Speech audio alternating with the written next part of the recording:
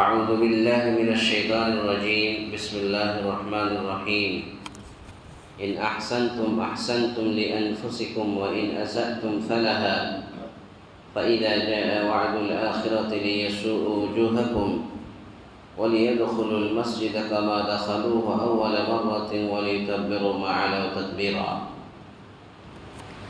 عسى ربكم من يرحمكم وإن عدتم عدنا وجعلنا جهنم للكافرين حصيرا۔ گزشتہ کل یہ باتیں ہو رہی تھی کہ یہودیوں کی دوبارہ سرکشی، اس تعلق سے کچھ باتیں ہوئی تھی اور میں نے کہا تھا کہ انشاءاللہ پھر کل کے درس میں یہ باتیں بیان کیا جائے گا۔ تو کل یہاں تک چھوڑ دیا تھا کہ بخت نصر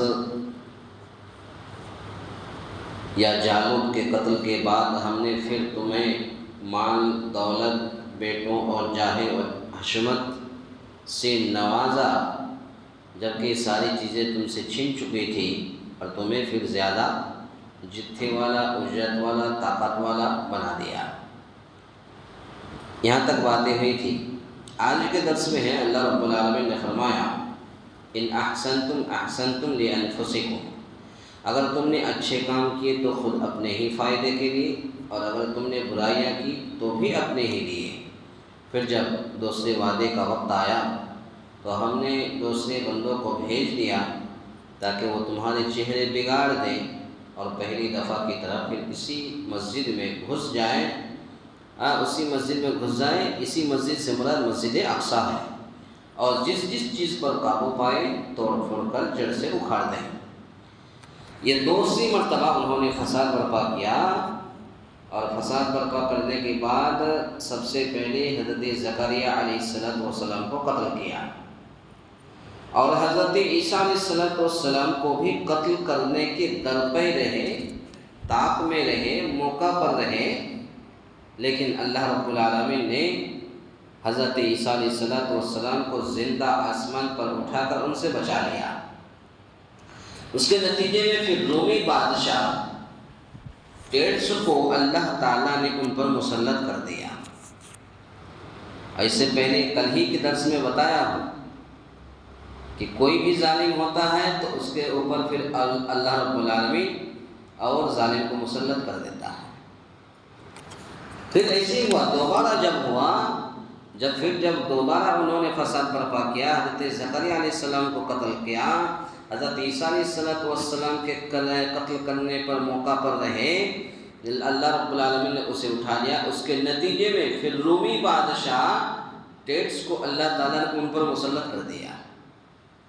جو لوگ ظلم کر رہے تھے ان کو جو لوگ ظلم کر رہے تھے روم کے بادشاہ کو اللہ رب العالمین نے ان پر مسلط کر دیا۔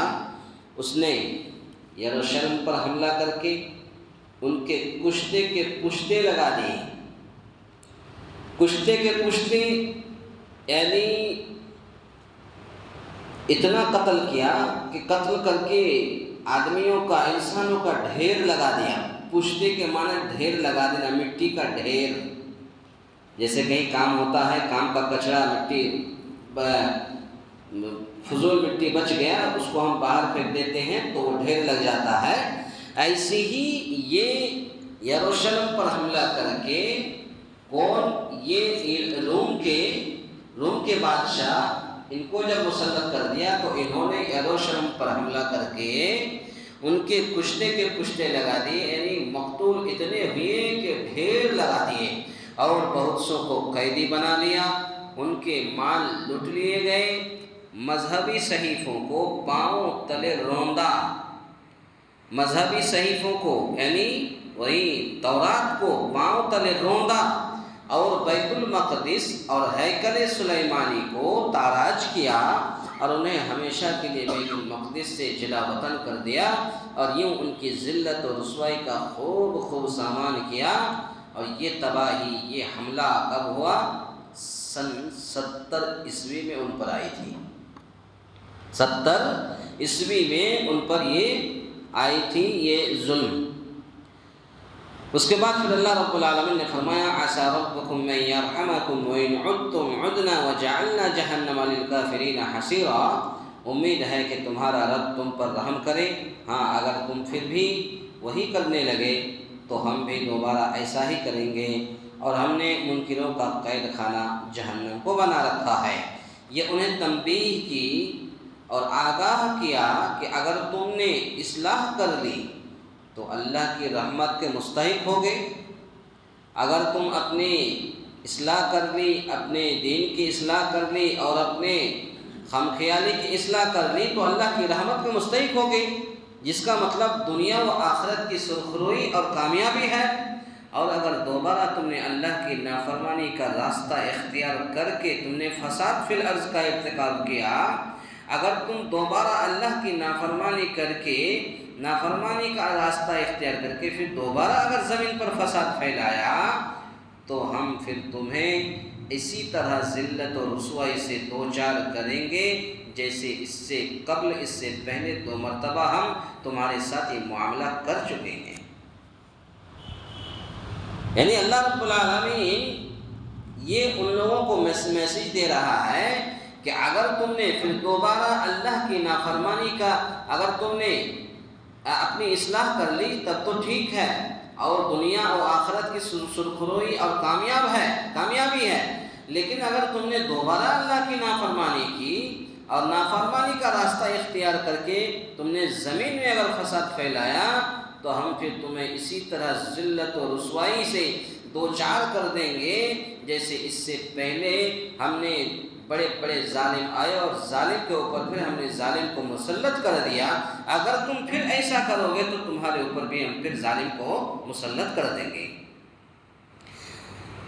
دوچار کر دیں گے جیسے اس سے قبل 2 مرتبہ ہم تمہارے ساتھ یہ معاملہ کر چکے ہیں۔ چنانچہ ایسا ہی ہوا، یہ یہود اپنی حرکتوں سے باز نہیں آئے، یہ یہود اپنی حرکتوں سے باز نہیں آئے اور وہی کردار اور رسالت محمدیہ کے بارے میں دہرایا۔ ایک چیز یاد رکھیے، سب سے زیادہ نافرمانی کا ذکر اگر قرآن مجید میں ہے کسی کا تو بنی اسرائیل کا ہے۔ سب سے زیادہ اگر اللہ کی نافرمانی کی کسی نے تو سب سے زیادہ اگر نافرمانی کی تو بنی اسرائیل نے۔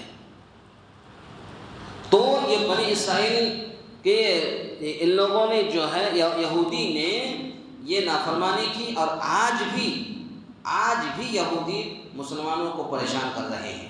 ابھی ہمارے درمیان سے جو ابھی کچھ دن پہلے جو لاک ڈاؤن لگی تھی اور پوری دنیا کے جتنے بھی گورنمنٹ نوکری کرنے والے تھے سب کو بیٹھے بیٹھے 1 سال تنخواہ دیا، کہاں سے آیا؟